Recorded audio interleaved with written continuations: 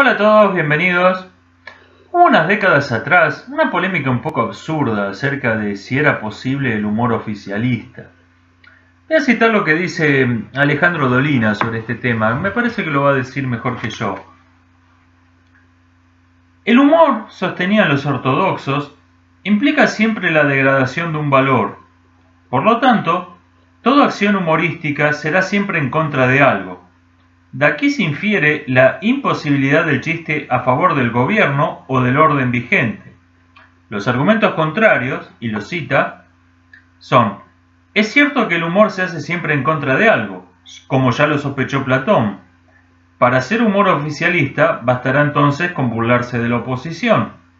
En efecto, la representación del inconformismo y el descontento como estados espirituales ridículos y aún fraudulentos propugnaba indirectamente la admiración del pensamiento establecido. Es posible entonces un humor oficialista que se burle de la oposición.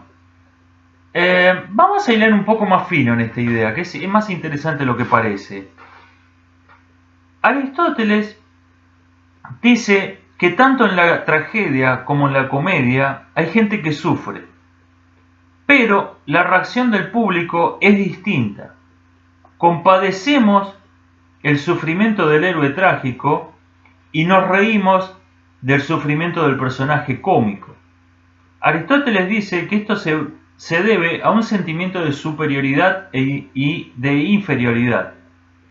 El héroe trágico es superior a nosotros y por eso lo compadecemos, porque si ni siquiera ese ser superior está libre de sufrimiento, ¿qué queda para nosotros? El héroe trágico es superior al espectador medio, quizá no en todos sus aspectos, pero sí en uno. Edipo es más justo que nosotros, Antígona es más valiente, Prometeo es más noble y es más sabio. Esos seres, ese hombre, esa mujer, ese dios, ese titán para ser exactos, son seres superiores a nosotros. Entonces nos compadecemos de su sufrimiento. El personaje cómico es despreciable, entonces nos reímos de que sufra. La comedia es un pasatiempo sádico, daba a entender Aristóteles. Nos reímos de alguien que está sufriendo.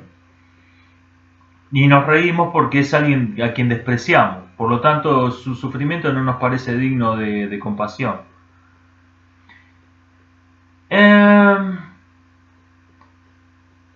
Nos podemos reír de dos cosas distintas. Y acá es donde volvemos al tema del humor oficialista y del humor opositor. Podemos despreciar a una persona, a una familia, a un grupo cualquiera, a un país, por dos motivos opuestos. Podemos despreciarlo porque no se amolda a un ideal, porque es un fracasado, porque es una familia disfuncional, porque es un Estado fallido, y en ese caso tenemos humor oficialista, o podemos despreciarlo porque se adapta al ideal, porque es lo que se supone que debe ser un individuo, lo que se supone que debe ser una familia, lo que se supone que debe ser una nación.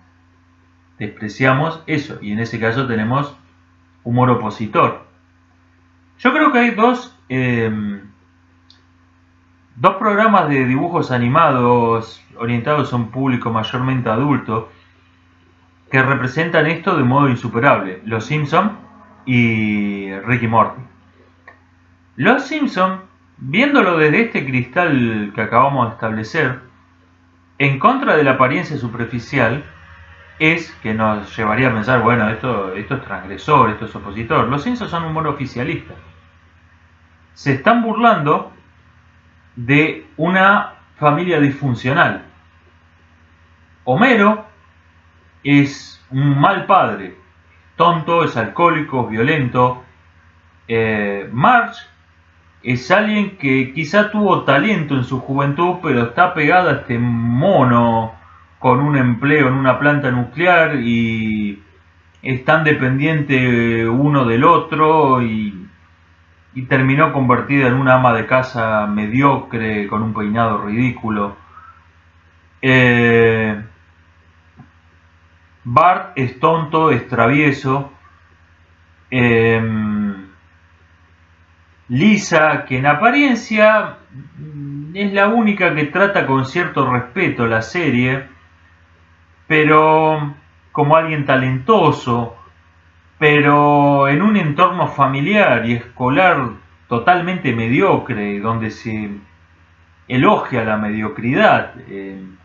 En la presentación, Lisa es castigada literalmente por su maestro de música porque toca bien el saxofón. Vemos que está condenada a repetir el destino de su madre. Es una familia de fracasados, los Simpsons.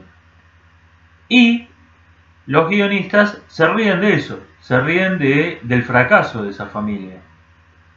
Lo que nos lleva a la confusión de que aparentar que esto aparente a ser humor opositor, es el modo en que está presentado el tema, mediante el ataque a ese grupo familiar. Un presidente dijo que necesitamos más familias como los Dalton y menos como los Simpson.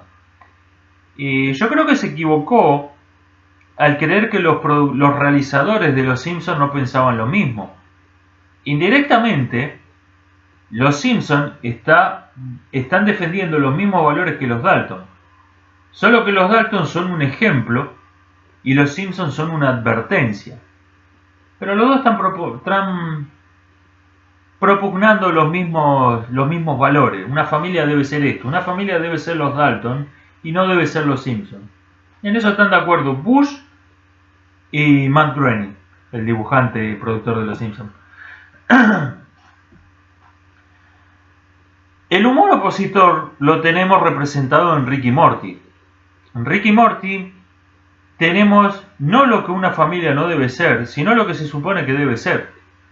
El padre, Jerry, es un creativo publicitario que según el cine de Hollywood es el trabajo más respetado del universo. Beth, su esposa, es una profesional independiente, inteligente, que termina divorciándose de este tipo y haciendo su vida.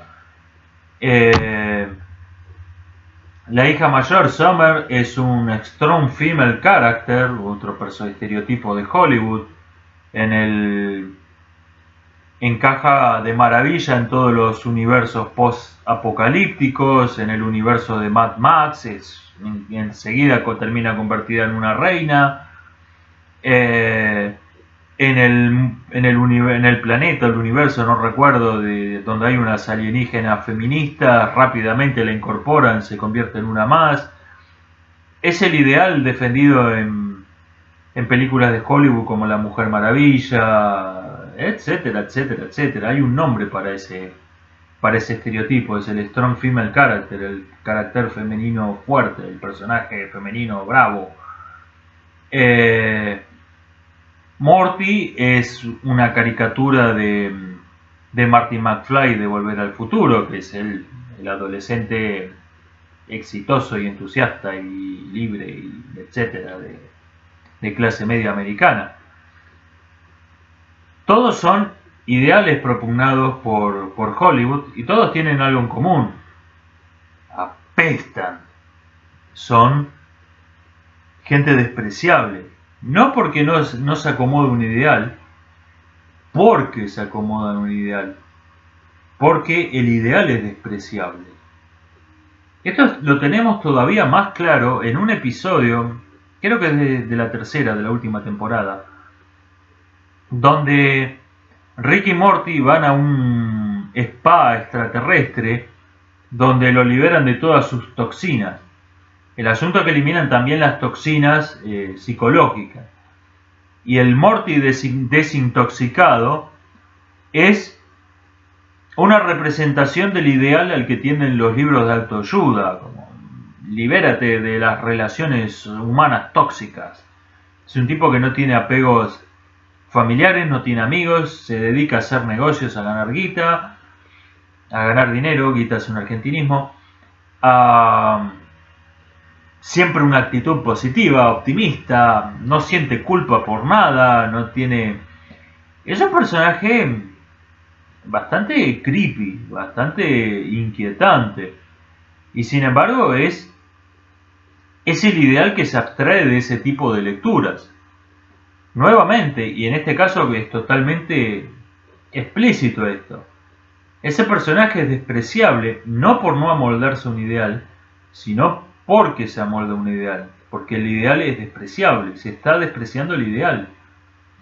En este caso, en el humor opositor de Rick y Morty, no podemos decir, bueno, necesitamos más familias, ¿cómo?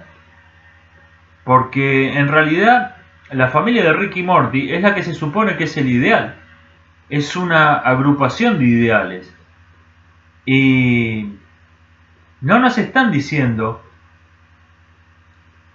lo digo mejor, los Simpsons no dicen, tenés que ser los Dalton, no sean los Simpsons. Rick y Morty nos están diciendo, esto es lo que se supone que tienen que ser. ¿Realmente querés ser esto? Y ese es el humor opositor. Esto ha sido todo por hoy. Espero que les haya resultado interesante. Nos vemos la próxima. Hasta luego.